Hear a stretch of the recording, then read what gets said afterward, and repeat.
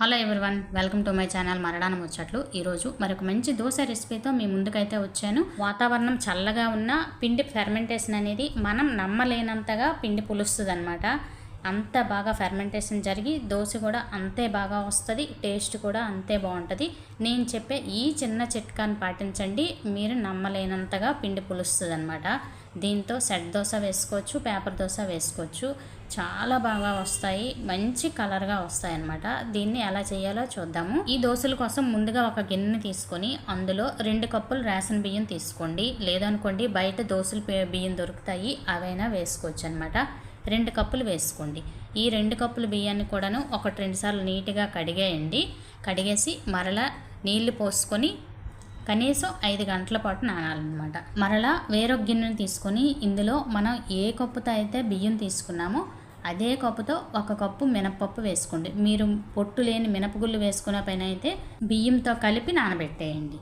దీన్ని కూడాను బాగా కడిగేసి మరలా నీళ్లు పోసుకొని ఈ పప్పు కూడాను 5 గంటల పాటు నానాలన్నమాట. ఈ 2 కూడాను 5 గంటల పాటు చక్కగా నానిన తర్వాత మినప్పప్పులో నుంచి పొట్టునైతే సపరేట్ చేసుకోవాలి. చూస్తున్నారా, ఇలాగా పప్పులో నుంచి పొట్టునైతే తీసేయాలి. అలాగే రైస్ కూడాను 5 గంటలకి చక్కగా నానిపోద్ది అనమాట. ఇలాగా 2 నానిపోయిన తర్వాత ఒక్క 10 నిమిషాలు ముందుగా మనం ఏ కప్పుతో అయితే రేషన్ బియ్యం తీసుకున్నామో అదే కప్పుతో మీరు లావుగా ఉండేవైతే 1/2 కప్పు అటుకులు వేసుకోండి. అది సన్నగా ఉండేవైతే 3/4 కప్పు అటుకులు వేసేసి కడిగేసి మరలా అటుకులు ములిగేంత నీళ్లు వేసుకోవాలన్నమాట. ఇవి ఒక్క 10 నిమిషాలు నానాలి. అలాగే వేరొక గిన్నెను తీసుకొని ఇందులో 2 అప్పడాలను తీసుకోవాలి. అయితే ఇవి మినపప్పడాలు, బయట కొన్నవైనా ఇంట్లో చేసినవైనా 2 అప్పడాలను తీసుకొని ఇలా ముక్కలుగా కట్ చేసి వేసుకోవాలి. ఇదే టాప్ సీక్రెట్. పిండి బాగా పులియాలన్నా ఏ సీజన్లో అయినా నీట్గా పులుస్తుంది, టేస్ట్ కూడా అంతే బాగుంటుంది అనమాట. అలాంటి 2 అప్పడాలని ముక్కలుగా కట్ చేసి ఇందులో కూడాను తాగే మంచినీళ్ళను అవి ములిగేంత వరకు వేసుకోండి. అటుకుల్లో కూడా మంచినీళ్ళే వేయండి. ఈ 2 కూడాను 10 నిమిషాలు బాగా నానిన తర్వాత చూపిస్తున్నాను, చూసారా, అటుకులు కూడా చక్కగా నానిపోయాయి. ఇలా నానాలి. అలాగే అప్పడాలు కూడా 10 నిమిషాలకు చూసారా ఎంత చక్కగా నానిపోయాయో. ఇలాగా నానిన తర్వాత ఒక మిక్సీ జారు తీసుకొని ఆ మిక్సీ జారులో ముందుగా అప్పడాలని వాటర్తో సహా వేసేయండి. ఆ వాటర్తో సహా వేసి మీరు రుబ్బుకుంటేనే మనకి పిండి బాగా పులుస్తుంది అనమాట. అలాగే అటుకులను కూడాను వాటర్తో సహా వేసేయండి, అందుకే తాగే మంచినీళ్ళు వేసుకోమన్నాను.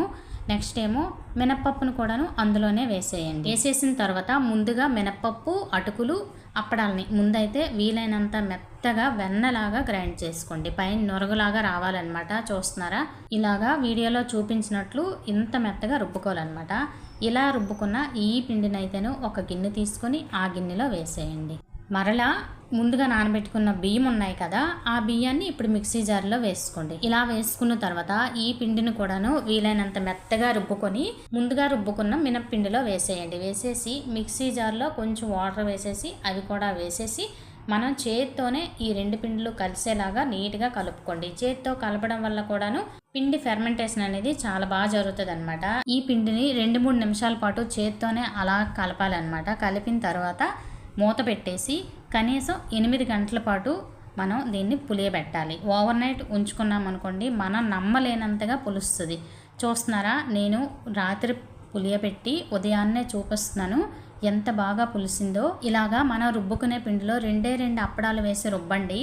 పిండి అనేది మనం నమ్మలేనంతగా పులుస్తుంది. అలాగే ముందుగా క్రిందన ఒక ప్లేట్ పెట్టండి, పిండి అనేది బయటికి పొంగిపోకుండా ఉంటుంది, ప్లేట్లోనే పడుతుంది అనమాట. ముందుగా నేనైతే అలాగే పెట్టుకున్నాను. ఇలా పులిసిన పిండిని మనం ఎలా పడితే అలా కలిపేయకూడదనమాట. మనం ఒకే డైరెక్షన్లో కలిపామనుకోండి అందులో ఏర్పడిన ఎయిర్ బబుల్స్ అనేవి పోకుండా ఉంటాయి. ఇలా కలుపుకున్న ఈ పిండిని మనకి ఎంత కావాలంటే అంత పిండిని ఒక గిన్నెలోకి తీసుకొని మిగతా పిండిని మనం ఫ్రిడ్జ్లో పెట్టుకున్నాం అనుకోండి, హ్యాపీగా 2-3 రోజుల వరకు దోశలు వేసుకోవచ్చు. ఇప్పుడు దోశలు వేయడానికి తీసుకున్న ఈ పిండిలో రుచికి సరిపడా ఉప్పు వేసేసి మరలా మొత్తం అంతా నీట్గా కలపండి. కలిపిన తర్వాత పిండి కన్సిస్టెన్సీ చూస్తున్నారా, ఇలా ఉండాలన్నమాట. మీకు ఒకవేళ టైట్గా ఉందా అనిపిస్తే ఇంకాస్త నీరు వేసుకోండి. వేసుకొని కలిపేసి పిండిని రెడీగా పెట్టుకోండి. ఇప్పుడు స్టవ్ పై పెనాన్ని పెట్టుకొని అది హీట్ అయిన తర్వాత వాటర్ని స్ప్రింకిల్ చేయండి. చేసేసి టిష్యూతో తుడిచేయండి. తుడిచేసి ఒక్క గరిటెతో గరిటెడు దోశ పిండిని వేసి దోశ పెనం మొత్తం స్ప్రెడ్ చేసేయండి. ఇది పేపర్ దోశ వేస్తున్నాం మనం. అలాగే దీంతో సెట్ దోశ వేయాలనుకోండి 2 గరిటెల పిండిని వేసేసి లైట్గా స్ప్రెడ్ చేయండి. అప్పుడు మనకి సెట్ దోశ వచ్చేస్తుంది అనమాట. ఇప్పుడు పేపర్ దోశ ఇలాగ కాలిన తర్వాత తీసేయండి. చూస్తున్నారా ఎంత బాగా వస్తున్నాయో, టేస్ట్ కూడాను అంతే బాగుంటుంది అనమాట. చూడండి ఎంత కలర్ఫుల్గా వచ్చాయో. ఇలాగా మనకి ఎన్ని దోశలు కావాలంటే అన్ని దోశలను వేసే ముందు వాటర్ని స్ప్రింకిల్ చేసేసి టిష్యూతో తుడిచేసి అప్పుడు దోశని వేయండి. ప్రతి దోశ కూడాను దోశ పెనానికి అంటుకోకుండా నీట్గా వస్తాయి. దోశ పైన ఆయిల్ని అప్లై చేస్తూ ఉండండి. దోశ ఇలాగా ఎర్రగా కాలిన తర్వాత తీసామనుకోండి మంచి క్రిస్పీగా వస్తాయండి. ఈ దోశలు దోశ పెనానికి అతుక్కోకుండా వస్తాయి కాబట్టి ఎన్ని దోశలు వేసినా విసుగు రాకుండా ఉంటుంది. భలే ఆనందంగా ఉంటుందండి దోశలు వేస్తున్నంతసేపు కూడాను. ఎంత కలర్ఫుల్గా వచ్చాయో చూసారా, చాలా చాలా బాగుంటాయండి. మీలో ఎవరైనా దోశల పిండి పులియట్లేదో అనుకుంటే ఇలాగ నేను చెప్పిన ఈ అప్పడాల చిట్కాతో దోశల పిండిని రుబ్బుకొని రెడీ చేసుకోండి. చాలా బాగా పిండి ఫెర్మెంటేషన్ జరుగుద్ది, అలాగే టేస్ట్ కూడా బాగుంటుంది అన్నమాట.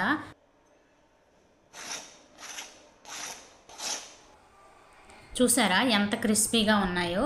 ఈ దోశలను చూస్తుంటేనే మీకు అర్థమైపోయి ఉంటుంది. నేనైతే ఈ దోశలకి పల్లీ చట్నీ అలాగే ఆనియన్ చట్నీతో సర్వ్ చేశాను. ఈ దోశలు ఆనియన్ చట్నీతో భలే టేస్టీగా ఉన్నాయండి. చాలా చాలా బాగున్నాయి. తింటుంటే ఇంకా తినాలి అనిపిస్తుంది, అంత బాగున్నాయి. కాల్చేటప్పుడు మీకు నచ్చిన వాళ్ళైతే బటర్ కూడా వేసుకోవచ్చు అనమాట. అలాగే ఈ వీడియో చూస్తున్న వాళ్ళకి ఎవరికైనా ఈ దోశల రెసిపీ నచ్చినట్లయితే ఒక లైక్ చేయండి. కొత్తగా ఎవరైనా చూస్తున్నట్లయితే ప్లీజ్ సబ్స్క్రైబ్ చేసుకోవడం మాత్రం మర్చిపోద్దు. మన యూట్యూబ్ ఫ్యామిలీ మెంబర్స్ అయితే నన్ను సపోర్ట్ చేస్తూ ఉండండి.